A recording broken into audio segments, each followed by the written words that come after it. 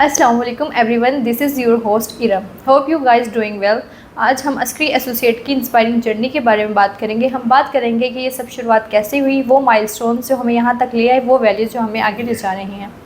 If you are an entrepreneur or someone who refuses to settle for an average life, so this video is exactly what you need. आज हमारे साथ मौजूद हैं Askari associates के managing director mister तहमास बिन सत्तार। अस्सलाम वालेकुम sir. Waalaikum. How are you? I'm good. How are you? I'm good. So first of all, sir, I would like to ask, what is your educational background? जी educational background schooling मेरी army public school and college से है और college मेरा FFC grammar school Fauji fertilizer से है और Okay. उसके बाद मैंने बैचलर्स मैकेनिकल इंजीनियरिंग में किया हुआ है ईएमई कॉलेज नस्ट से। Good. इंजीनियरिंग चूज करने की कोई खास वजह सर? इंजीनियरिंग चूज़ करने की कोई ख़ास वजह नहीं है। हमारे आप तो एरा ही कहेंगे उसमें दो ही पढ़े लिखे होते थे बच्चे, या इंजीनियर या डॉक्टर। या तो एग्जैक्टली। अल्हम्दुलिल्लाह हम उन पढ़े लिखों में से हैं, इंजीनियर। Very good. तो सर मैं जानना चाहूँगी आप किस तरह के स्टूडेंट थे, टॉपर या बैक बेंचर? क्योंकि मुझे आपको देख के लगता है आप टॉपर स्टूडेंट रहे हैं। नहीं नहीं, आपको गलत लगता है। I was never topper, neither back bencher.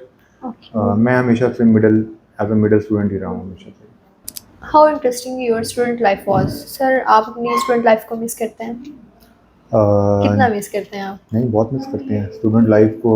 Definitely हर कोई मिस करता होगा, आप भी मिस करती होंगी। बिल्कुल।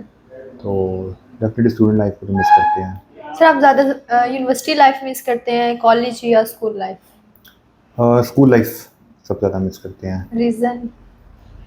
बस स्कूल लाइफ में आपके दोस्त जो होते हैं वो बहुत सिंसियर होते हैं आपके साथ। यहाँ उस टाइम की जो आपकी दोस्तियाँ होती हैं वो बहुत लॉन्ग लास्टिंग होती हैं, वेयरएज़ के यूनिवर्सिटी में जाके थोड़ा सा एट स्टेज कम हो जाती हैं चीज़ें। तो इसका मतलब है आपके जो फ्रेंड्स हैं वो स्कूल लाइफ के हैं अब आपके साथ?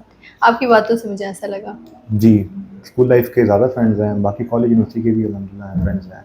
सर आपको इंटरेस्टिंग किस्सा बताएं अपनी स्टूडेंट लाइफ का। स्टूडेंट लाइफ में किस्सा तो ऐसा सच मुझे याद नहीं है, लेकिन आपको जैसे पता होगा उस टाइम पे, हमारे टाइम पे स्कूल लाइफ में बड़े गैंग्स वगैरह होते थे, तो हमारा भी एक छोटा सा गैंग था। तो हम भी उसको एट टाइम सीरियस ले लिया करते थे। तो ऐसे एक और भी गैंग था। सर गैंगस्टर के नाम से था? गैंगस्टर के नाम से ही था, वो शरीफ गैंग था हमारा।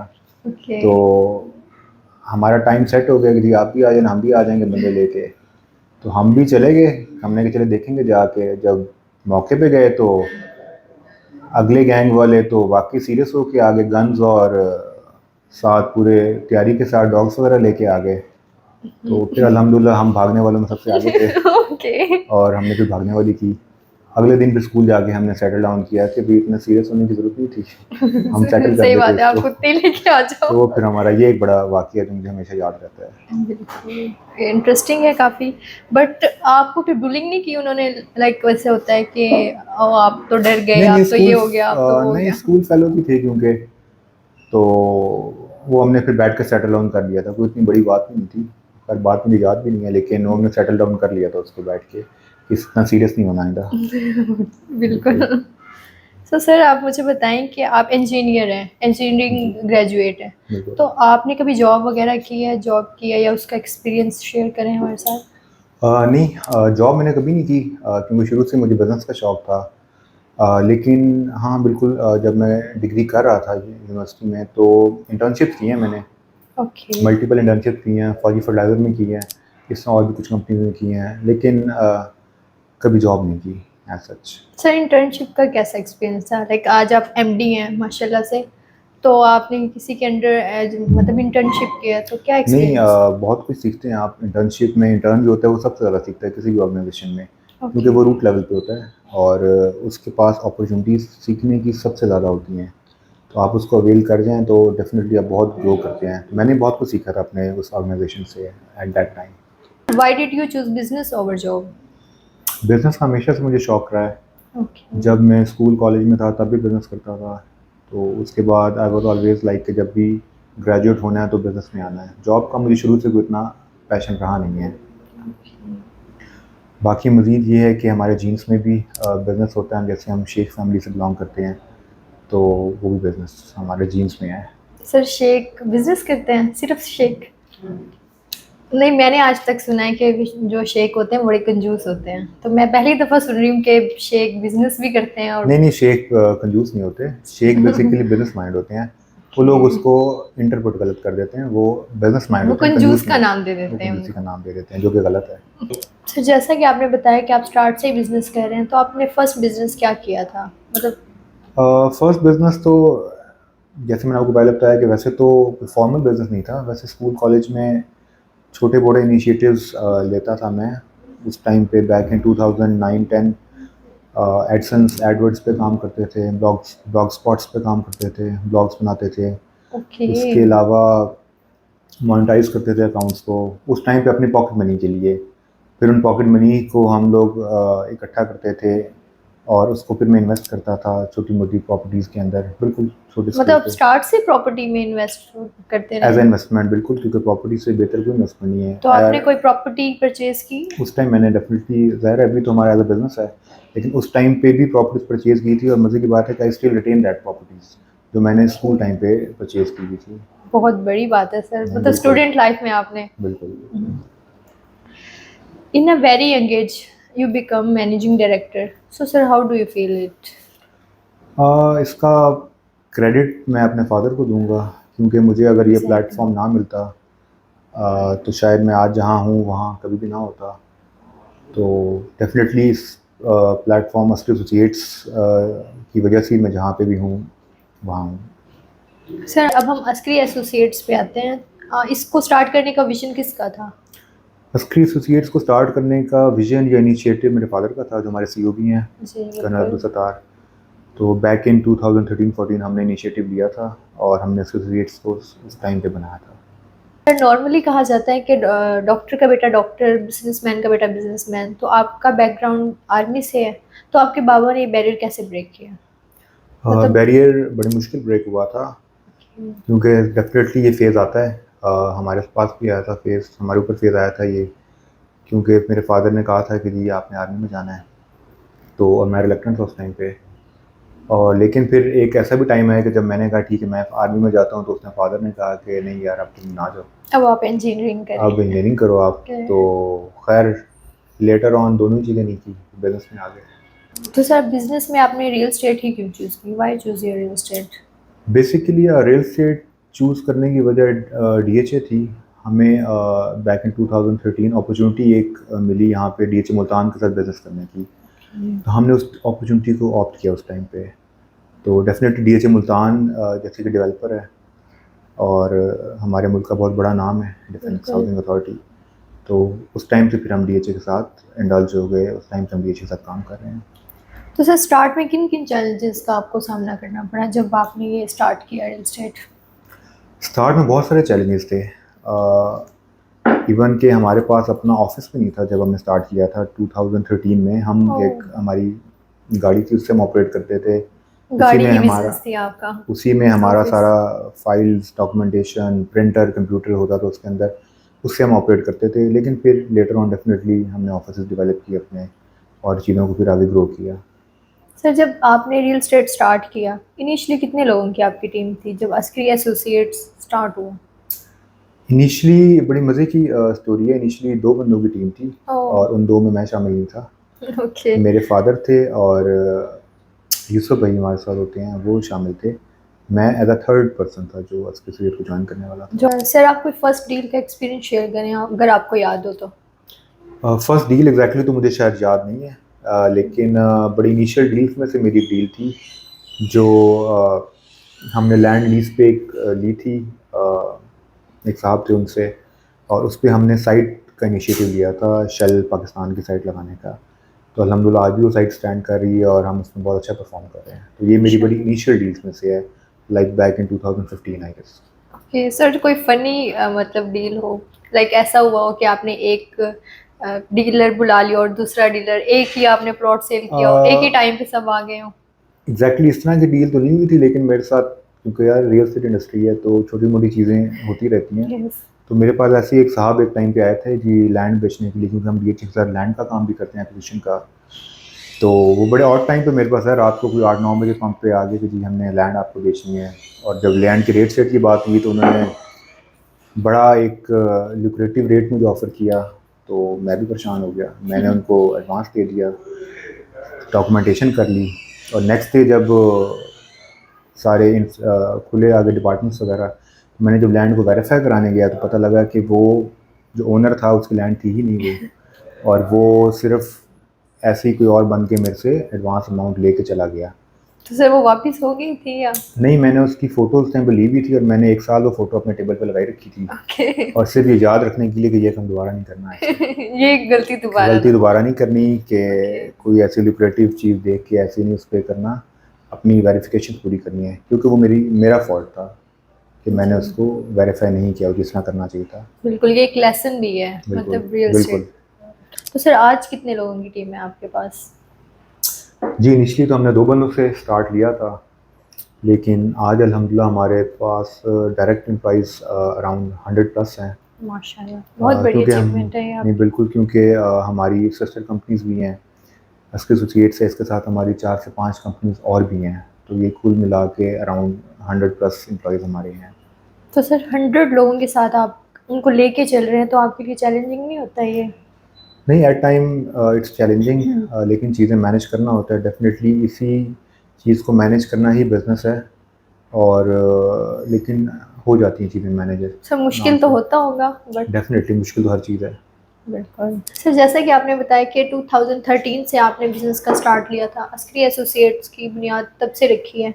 तो सर आज तक आपने किन-किन मतलब क्या माइलस्टोन्स अचीव किए हैं? अगर माइलस्टोन्स की बात की जाए तो मेजर माइलस्टोन तो यही है कि हमने डीएचए के साथ लैंड एक्विजिशन में काम किया। अराउंड 800 एकर्स ऑफ लैंड हमने डीएचओ को दी है, जिसका टर्नओवर ही बिलियंस में बनता है सिर्फ। और अगर बहुत रफली बात करें तो अराउंड 1 से 2 सेक्टर्स की इक्विवेलेंट लैंड हमने डीएचओ को दी है। इसके साथ साथ हमने अपने आप को ये सिर्फ रियल स्टेट में नहीं रखा, हमने इसके साथ साथ अपने आप को डाइवर्सिफाई किया है। हम फ्यूल स्टेशन की तरफ चले गए। ओके, इसके अलावा हम भी आपने मल्टीपल बिल्कुल, बिज़नेसेस हमने 2016-17 में फर्स्ट शेल की साइट लगाई थी। माशाल्लाह। उसके बाद हमने कुछ होटल पार्कों की साइट लगाई, उसके बाद 2 शेल की साइट्स और लगाई हमने। तो हम अल्हम्दुलिल्लाह फ्यूल स्टेशन में भी एंगेज हैं काफ़ी हद तक। टोटल आपके कितने पेट्रोलियम के बिज़नेस हैं?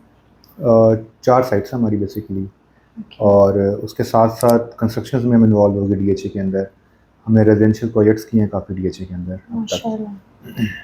तो सर आपके ये जो पेट्रोलियम के बिज़नेस हैं वो मुल्तान में ही हैं या मुल्तान से बाहर? जी नहीं, मुल्तान में ही हैं, मुल्तान सिटी में हैं सारे। ओके, मेन चारों, सिटी में। बिल्कुल, चारों के चारों स्टेशन मुल्तान बेस्ड हैं।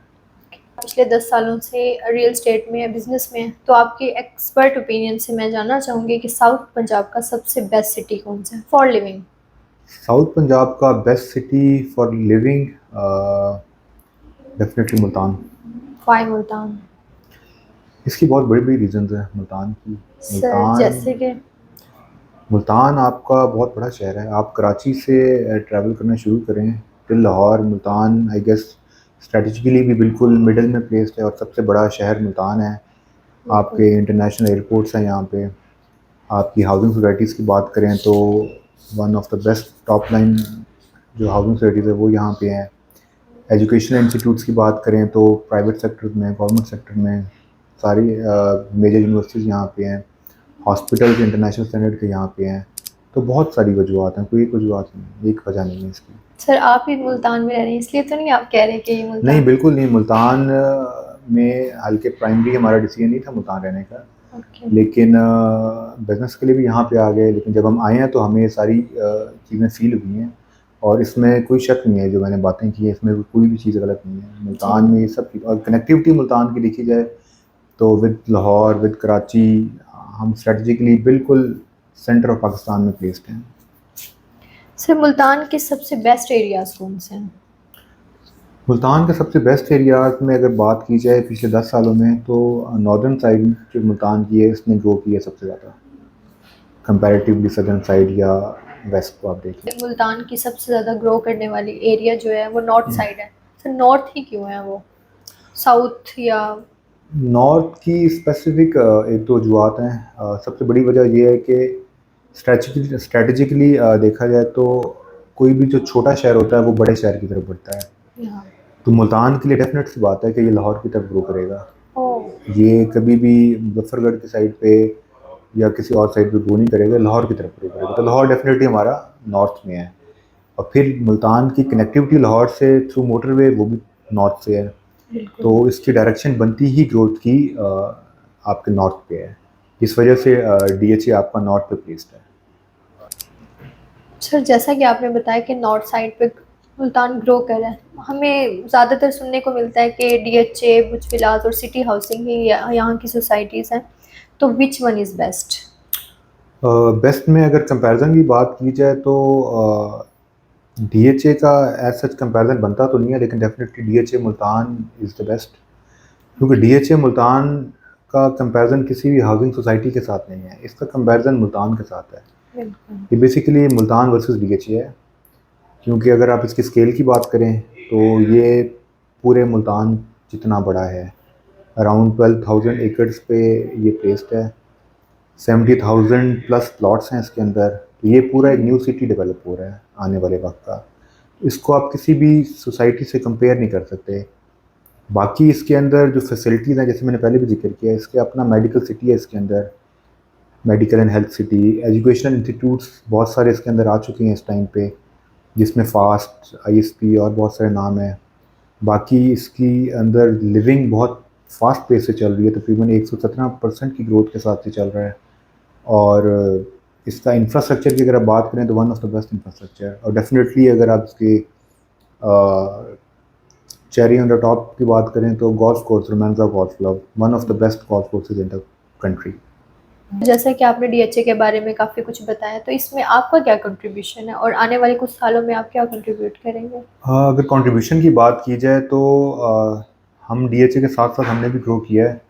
हम बैक इन 2013 से, जैसे मैंने पहले बताया, काम कर रहे हैं DHA के साथ। और हम DHA के among very few land providers हैं। अगर नंबर्स की बात करें तो फर्स्ट 4 लैंड प्रोवाइडर्स में से हमें जो DHA के साथ रजिस्टर्ड हुए थे काम करने के लिए। ओके। तब से लेके कंट्रीब्यूशन की बात की है, जैसे मैंने पहले जिक्र किया, हम 700-800 एकड़ ज़मीन दे चुके हैं। मल्टीपल थाउजेंड ऑफ ट्रेड्स हमने किए हैं प्लॉट्स में DHA के साथ, कंस्ट्रक्शंस किए हैं। लिवेबिलिटी में हमने अपना शेयर डाला DHA के साथ। आने वाले वक्त में अगर मैं आपको अनवेल करूं तो हम DHA के साथ प्रोजेक्ट करने जा रहे हैं अगेन, जो कि बड़ी प्राइम लोकेशन के ऊपर है। सर अभी आपने अपने प्रोजेक्ट के बारे में बताया, तो इसके बारे में कुछ रिवील करना चाहेंगे आप? हम जानना चाहेंगे कि आपका क्या प्रोजेक्ट आ रहा है DHA में? प्रोजेक्ट में रिवील करने के लिए एक तो लोकेशन है, क्योंकि बड़ी प्राइम लोकेशन पे हम प्रोजेक्ट करने जा रहे हैं। DHA के सेक्टर C में प्रोजेक्ट कर रहे हैं। ओके। बोसन रोड से एंटर होते साथ ही लेफ्ट जी साइड पे एग्जैक्टली, एंटर जो होते ही। बिल्कुल highly dense populated area DHA का। और इसके अलावा बाकी रिवील में मैं इसका नाम आपको डिस्क्लोज कर देता हूँ आज इस पॉडकास्ट में। ओके। हम क्योंकि प्रोजेक्ट के साथ साथ एक लेगेसी को कंटिन्यू करना चाह रहे हैं, तो हमने इसका नाम बड़े सोचने के बाद इसका नाम डिसाइड किया है बिन तहमास के नाम से। सही है, तो आपका ही नाम है। इसीलिए हमने इसको लेगेसी का नाम दिया है। ओके। तो इंशाल्लाह बाकी वी आर होपफुल के विल परफॉर्म इंशाल्लाह better. Best of luck sir. Thank you. Thank you so much sir, आपने अपने इतने बिजी स्केड्यूल से हमें टाइम दिया। I am honoured, thank you so much. Thank you everyone for watching this. Follow us to get more informative videos like this. This is your host Iram signing out.